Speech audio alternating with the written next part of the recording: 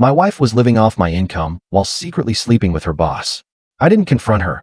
I stayed silent, took notes, and played the long game. She thought I was clueless. But one day, everything fell into place, and she finally learned exactly what that betrayal cost her. I'm a 37-year-old man, and I've been debating whether to share this for quite some time. Perhaps someone else is navigating similar waters and might benefit from my experience. Let me introduce myself. I'm Ryan, and I work in cybersecurity. Yes, I'm adept with technology and all that. I've always been the quiet, dependable type who worked diligently and followed the established guidelines. My father instilled in me the values of respect and hard work, while my mother taught me how to cook and care for myself. Dad often said, "Never allow anyone to take advantage of you." I suppose I momentarily overlooked that wisdom. I encountered Vanessa, 35, at a friend's summer gathering in 2017. She was stunning, blonde, fit, always impeccably dressed, as if she'd stepped from the pages of a fashion publication. She held a marketing position, earning a decent income, though it paled in comparison to my senior security analyst salary. We were married for 3 years after a 2-year courtship. Those initial days were truly something special. We were utterly enamored with each other. Everything felt harmonious, and we genuinely prioritized our relationship's success. I prepared my father's famous chili, which was her favorite. She managed the cleaning. I handled repairs around the house, and she oversaw our social calendar. We both contributed to expenses. It truly felt like a partnership. But then after our first anniversary, subtle shifts began to emerge, ones I initially didn't perceive. She ceased preparing those special meals she once enjoyed making. She became less engaged when I spoke about my work or personal interests, and she started making more demands without fulfilling her own responsibilities. I dismissed it, offering her countless excuses. She's under pressure from her job. Her mother is being difficult again. She's simply exhausted. Whatever. I essentially concocted every plausible explanation except the obvious truth staring me directly in the face. I was being exploited for stability, social standing, and financial resources, while receiving progressively less in return. My friend, Derek, whom I've known since high school and who works in construction, noticed it before I did. "Buddy, every time I see you two, she's engrossed in her phone, ignoring you, and you're shouldering every burden," he remarked during a poker night. I laughed it off and advised him to focus on his own marriage. I should have listened. The moment I finally awakened occurred after I completed a 16-hour shift, grappling with a significant security breach at the company. I arrived home, utterly depleted, to a darkened house at 11 p.m. There was no dinner, despite her having been home all day. The sink was overflowing with her breakfast and lunch dishes. The laundry I had requested she handle remained untouched. Yet, somehow, she had found the time to get her $200 manicure, enjoy a $90 lunch with friends at that fashionable downtown bistro, and purchase a new $350 handbag. Her social media story, captioned, "Treating myself because I deserve it," confirmed all of this. When I inquired about the household chores we had mutually agreed to share, she visibly rolled her eyes at me. "I didn't sign up to be a homemaker," she retorted, not even glancing up from her phone as she messaged her best friend Megan, another entitled individual who married some financier. "Are you serious right now?" I asked, my voice rising. "I worked 16 hours preventing our company from losing millions in a cyber attack, and you can't even put clothes in the dryer?" "Oh, don't be so melodramatic, Ryan," she snapped. I had a busy day too. That busy day was, in fact, a literal spa day, according to her location tags. I told her I wasn't requesting a homemaker, just a partner. That's when she delivered the statement that fundamentally altered everything. She unequivocally told me she desired the marital benefits without the responsibilities. "What precisely do you believe you're contributing to this relationship?" I asked, attempting to maintain a steady tone. She looked genuinely surprised by the question. "I'm your wife. My presence should be enough." Then, she literally gestured around her body as if she were a prize on a game show. "You should be thankful I chose you. Do you have any idea how many men would kill to be with someone like me?" She then enumerated her contributions. She attended company events with me, where she spent the entire time networking for her own career. She maintained her appearance using my credit card, and she hadn't been unfaithful, to my knowledge, as if fidelity were some special favor instead of the absolute minimum requirement in a marriage. Most men would be thrilled to have an attractive wife who permits them to have intimacy with her. She actually articulated to my face. I was speechless. That night, sleeping on the sofa because she had her detrimental friends Megan and Tiffany over late, consuming my expensive whiskey and raucously laughing at reality television while I needed rest before another early shift, something within me shattered. Not my heart, but my illusion. I realized I had been living in a completely unbalanced relationship where I gave everything while she merely took. I had become an automated teller machine with added physical utility, nothing more.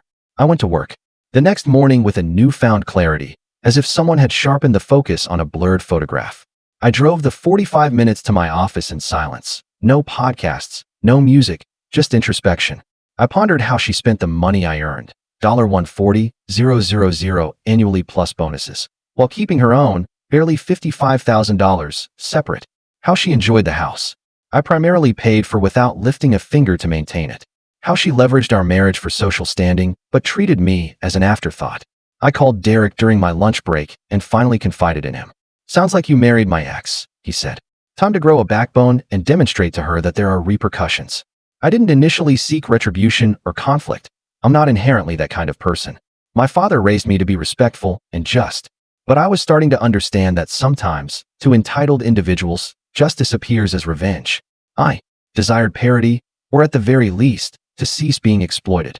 If she desired the advantages of marriage without the corresponding duties, then perhaps it was time she experienced precisely what she was providing: nothing. That day, I initiated a new encrypted spreadsheet at work. At the top, I typed, "Cold Justice Plan." Beneath it, I began meticulously outlining how I would give her precisely what she was giving me. No more, no less. Not merely out of self-preservation, but as a much-needed wake-up call. The morning after that illuminating conversation, I sat in my car before heading into work and meticulously itemized everything Vanessa had ceased contributing to our marriage.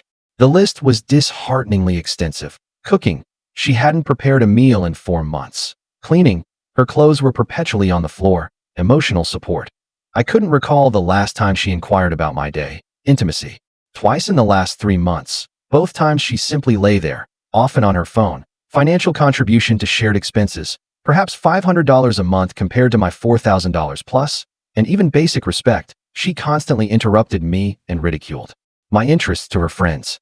Yet, she expected premium housing in our $750,000 home. Social status as a married woman, Mrs. Cybersecurity Executive, was literally in her social media biography. Access to my premium health insurance. Inclusion on my family vacations, my parents' lake house she adored showcasing on social media, and full use of my credit for significant purchases. I decided my initial move would be financial. For years, we had maintained a joint account where I deposited 80% of my income, approximately $9,000 a month after taxes, while she contributed erratically, claiming her marketing job did not pay sufficiently. Meanwhile, she maintained a separate personal account to which I had no access. When I reviewed our joint account that morning, I discovered she had withdrawn $1,700 for shopping just the previous day, while simultaneously claiming we needed to economize on groceries because inflation is killing us. Her exact words when I wanted to purchase steaks last week. That afternoon, I visited the bank and established my own separate account at a completely different institution where she had no relationship. I transferred 75% of the joint funds there, about $22,000, leaving just enough to cover immediate bills. I configured my direct deposit to allocate only a fixed percentage to the joint account, precisely matching the percentage of her income she contributed, which amounted to approximately 12%. The remainder would go to my new account. I also immediately ordered a new credit card solely in my name, accruing points that would benefit only me. My banker friend Mike assisted me. "Seen this 1,000 times, man," he commented. "Guys letting their wives drain them dry. Good for you for putting a stop to it." When I returned home that evening, she awaited me with a calculated smile I now recognized as her manipulative facade. Head tilted, one hip casually extended, that feigned innocent look. "I've been contemplating our conversation," she said, sidling up to me, wearing a tight dress I had once complimented. "I was under pressure, you know. I value everything you do." Her hand slid down my arm as she mentioned wanting to reserve a weekend retreat to a $900 per night resort in Napa, which she clearly expected me to entirely finance. "Sounds pleasant," I replied indifferently. "Let's divide the cost equally, since we both work." Her smile flickered momentarily before she recovered. "You know my job doesn't compensate much.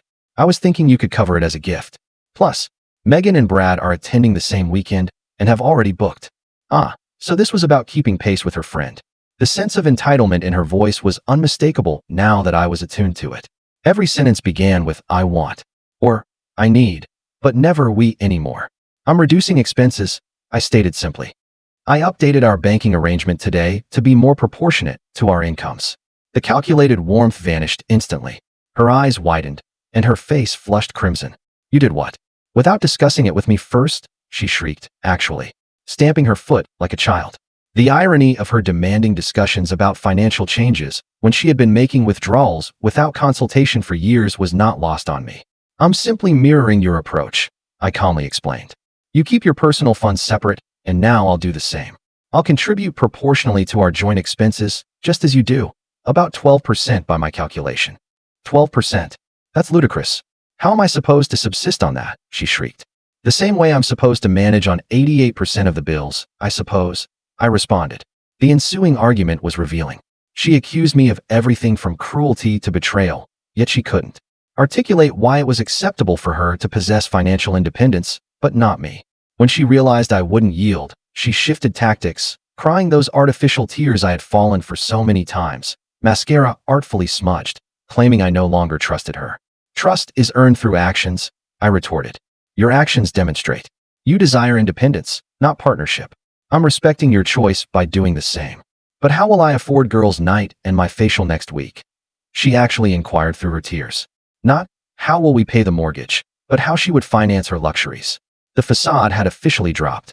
Over the subsequent week, I continued implementing my reciprocity plan. I prepared meals only for myself, mirroring her behavior of the past months. I cleaned only my own messes. When she left dishes in the sink, they remained there until she attended to them. I handled my own laundry, but not hers. The breaking point arrived when she required a ride after her car wouldn't start. For years, I had dropped everything to assist her with such emergencies.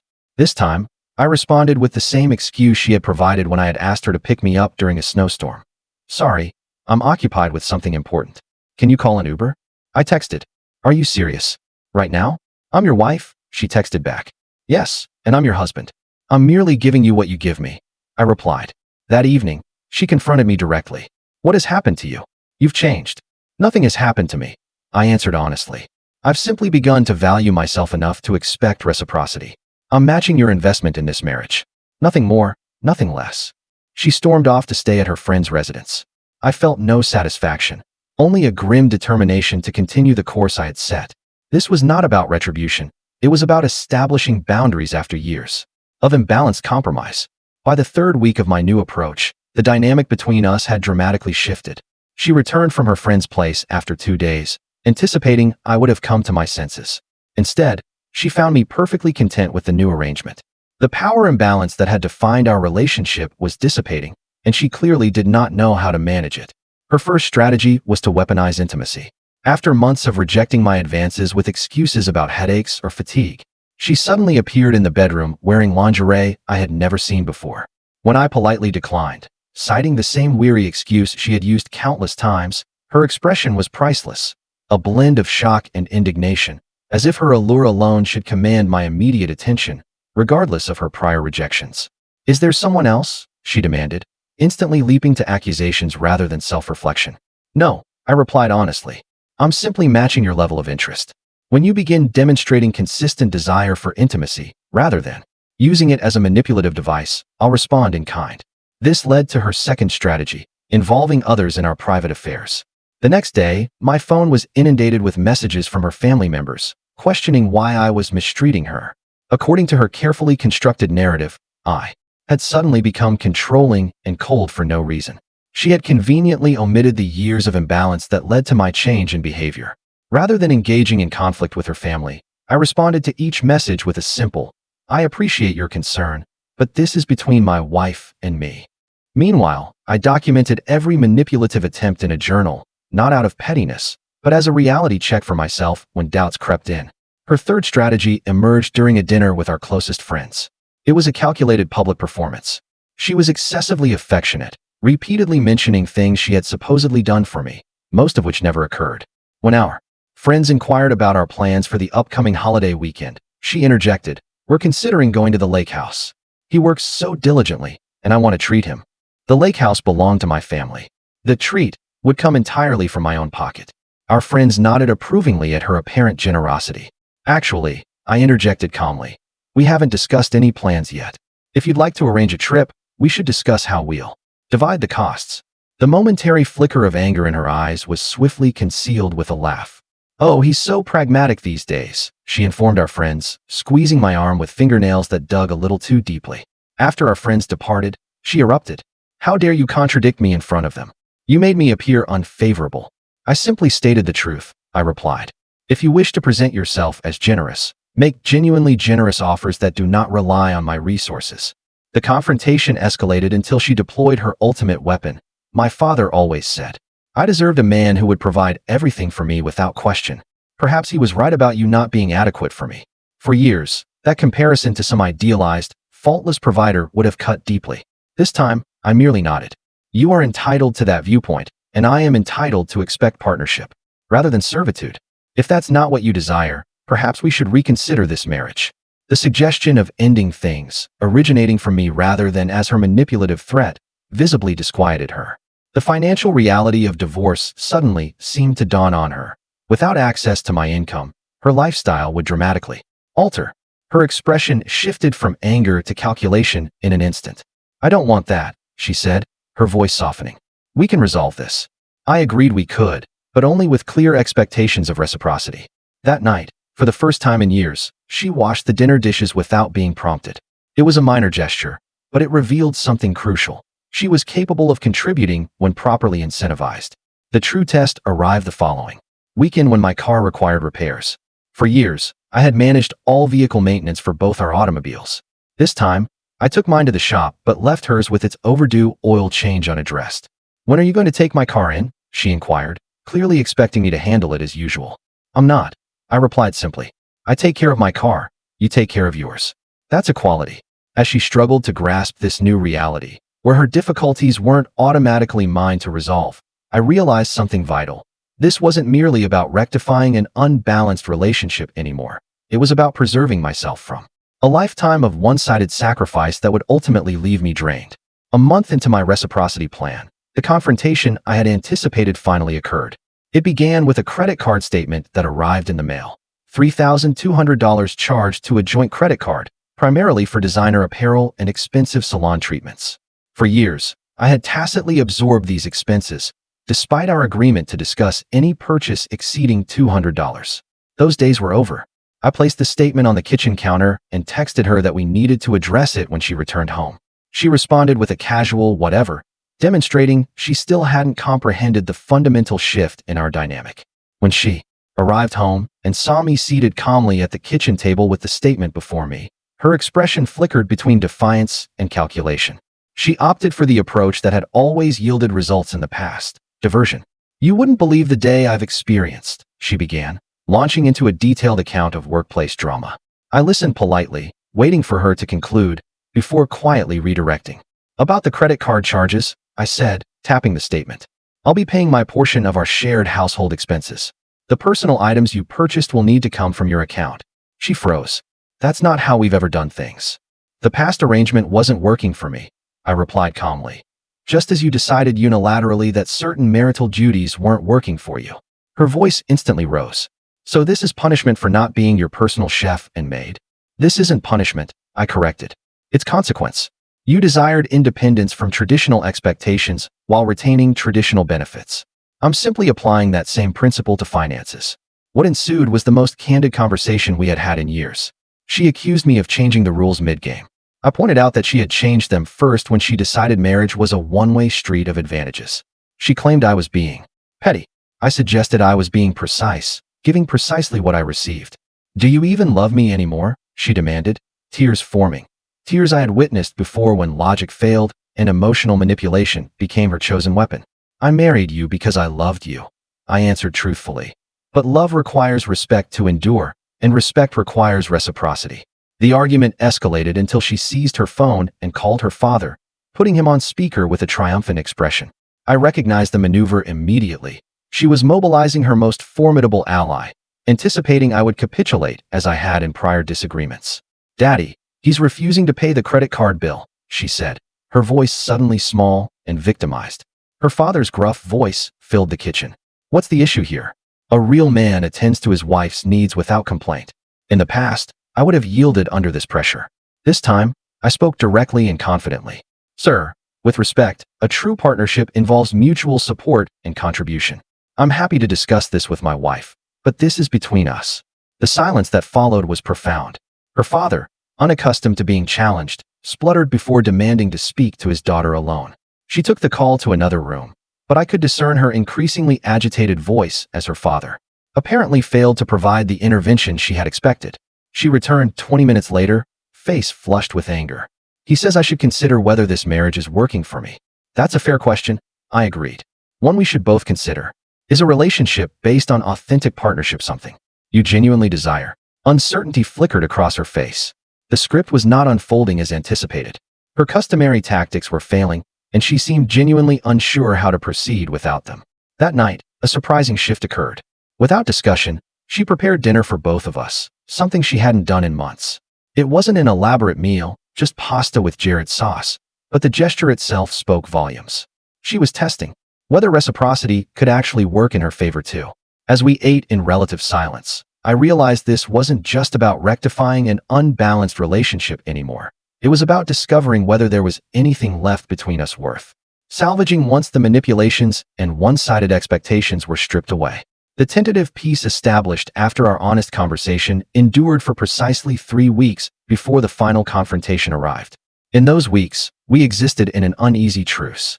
She made sporadic efforts toward genuine partnership, handling some household responsibilities, contributing to decisions, even initiating intimacy without ulterior motives. I matched her efforts exactly, maintaining the principle of reciprocity while observing her closely. Then came the credit card bill. From her weekend trip with Megan and Tiffany, a $6,900 charge to our joint account. The charges included luxurious spa treatments, $2,200, expensive dinners, $1,500, high-end boutique purchases, $3,000, and even a psychic reading, $200, well beyond our agreed spending limits. What made it worse was finding the statement, deliberately concealed beneath a stack of magazines rather than in our usual mail location. When confronted, she initially denied knowing anything about it. Must be fraud, she claimed. When shown the actual itemized statement with her signature, she switched to justification. I work hard.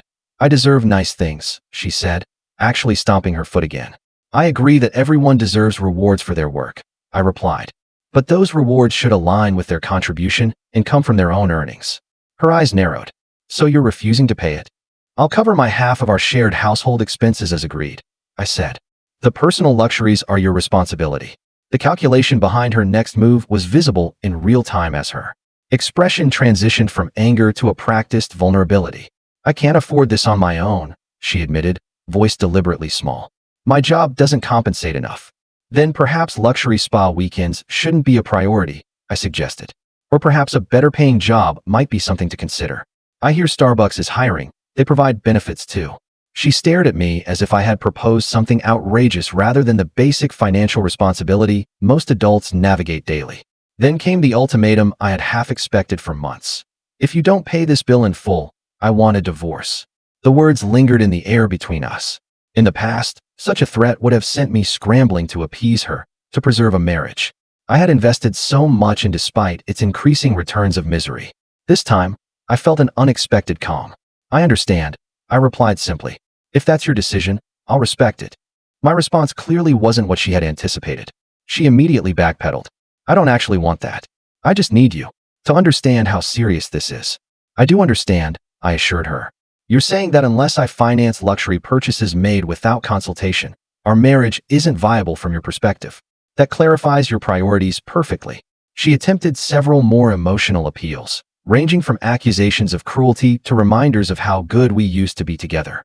When these failed, she switched to threats about taking half of everything. In a divorce, clearly expecting this financial leverage to force my compliance. You are absolutely entitled to a fair division of our marital assets, I agreed calmly. I've already consulted an attorney about equitable distribution based on contribution. What I didn't disclose to her was that I had been documenting everything. For months, had already relocated some assets, and had been receiving advice from Mike at the bank, who had witnessed this scenario countless times. The mention of an attorney silenced her momentarily. You've spoken to a lawyer behind my back? I've prepared for the possibility that reciprocity might not be acceptable to you long-term, I explained, just as you prepared for financial independence. By maintaining separate accounts throughout our marriage. In the stunned silence that followed, I added, I would prefer to build something authentic with you, but I won't return to an arrangement where I give everything and receive little in return. She left the house without another word. Late that night, she returned and made one final attempt. Seduction as manipulation, the strategy that had resolved countless arguments in the past by bypassing genuine resolution. I firmly declined, explaining that intimacy should be an expression of connection, not a tool for control. The rejection seemed to finally solidify the reality of our new dynamic. She packed an overnight bag and announced she would be staying with her sister until you come to your senses. 3 days later, I received divorce papers. But this is where my story takes a different turn than you might expect. My preparation had been more thorough than she could have imagined. When she was served with my counterfiling, it included 1. Screenshots of her admitting to deliberately hiding expenses in texts to Megan. 2. Bank statements illustrating her pattern of financial abuse. 3. Documentation of the actual household contribution split, 88% to 12%. 4. Screenshots of her ridiculing me to her friends. And 5. Evidence she had been planning to upgrade husbands once I received my expected promotion. The week after she received these papers, her life completely unraveled. Her company announced layoffs, and her position was eliminated. Her toxic friend Megan, navigating her own divorce, couldn't offer financial assistance. Her credit cards were maxed out from the spa weekend and shopping sprees. That's when the texts started arriving. We should talk about this in person. I think I was too hasty. Can I come home just to discuss things? I didn't respond for 3 days. When I did, I simply wrote, you can come by Saturday at 10 a.m. to discuss financial matters. When she arrived, the entitled princess was gone. In her place was a desperate woman who had suddenly realized actions have consequences. She had lost weight.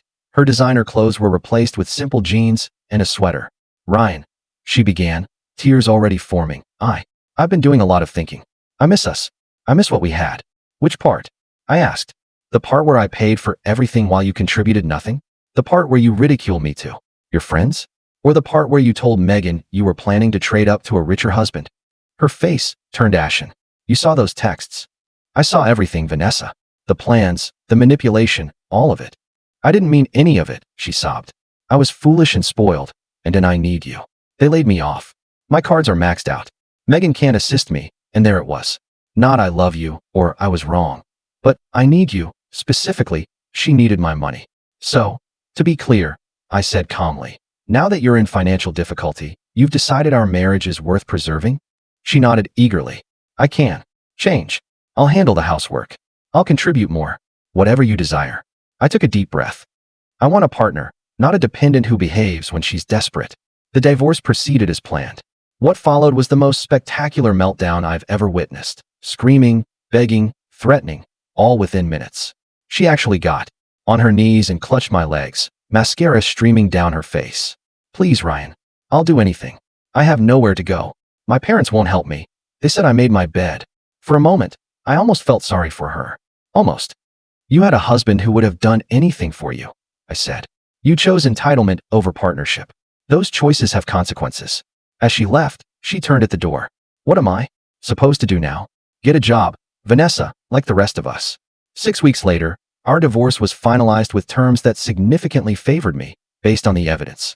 She received nothing beyond the legal minimum, which was not substantial given our short marriage and the documentation of her contribution, or lack thereof. Through mutual friends, I heard she moved to a studio apartment and took a job as an executive assistant, a major step down from her marketing role. Her social media, once replete with luxury posts, fell silent. A year after the divorce, I received a letter from her. It was genuinely thoughtful and reflective, acknowledging her entitlement and mistakes. Too little, too late, but it suggested she might eventually mature as a person. Meanwhile, my life improved dramatically. The promotion came through, elevating my salary to $180,000. I paid off our house, now solely mine. I began traveling more and reconnected with old friends I had neglected during my marriage. Derek introduced me to his wife's friend, Sarah, a pediatric nurse who covered her own expenses, prepared delicious meals because she enjoyed it, and genuinely listened when I spoke. The contrast was stark. Last month, something unexpected occurred. I was at a high-end steakhouse with my new girlfriend, celebrating my promotion to Chief Information Security Officer, $250,000 now, plus stock options. We were savoring our $200 bottle of wine when Vanessa approached our table. She wasn't a patron, She was our server. Ryan, she said, her voice small. The expensive highlights were gone. The designer clothes replaced with a server's uniform. How are you? I'm great, I said honestly. I introduced Sarah, who offered a polite smile. That's good, Vanessa said, her eyes darting between us, lingering on Sarah's. And on mine. Can I get you anything else? Just the check when you get a chance, I replied. No malice, no gloating. I genuinely felt nothing but mild pity. As she walked away, Sarah asked, ex-wife? Yep. You never told me she was working as a server. I didn't know, I said truthfully, but I'm not surprised. Actions have consequences. When Vanessa brought the check, she slipped a note underneath. I waited until we left to read it. I'm sorry for everything. I didn't understand what I had until it was gone. You were right about everything. I had to learn the hard way that the world doesn't owe me anything. If you ever want to catch up, I'd like to apologize properly.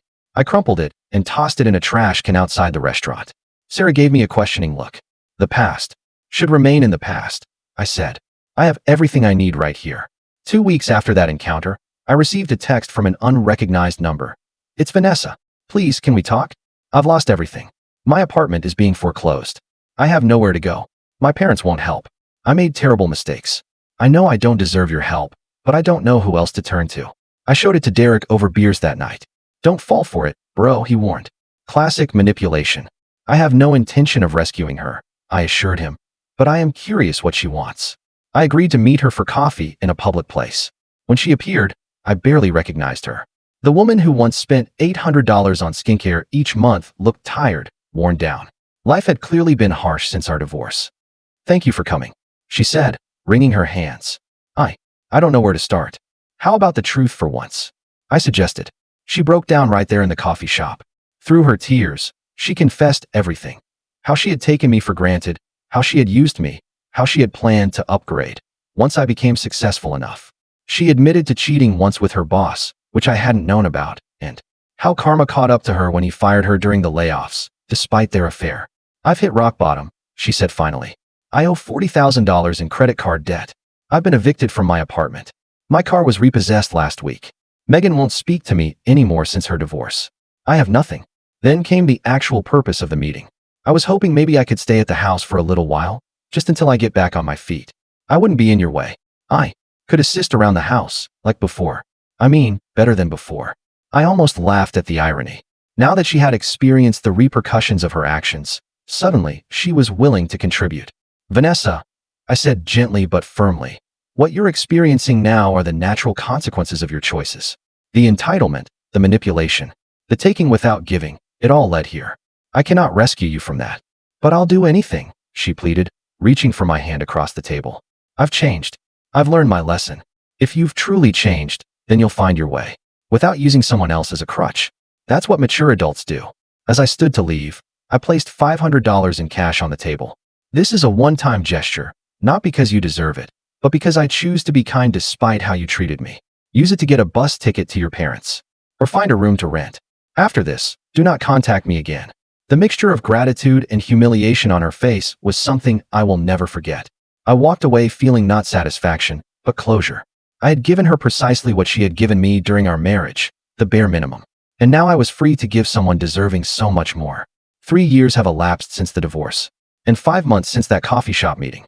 I heard through mutual friends that Vanessa eventually moved back to her hometown, secured a job as a receptionist, and is living with a roommate in a small apartment.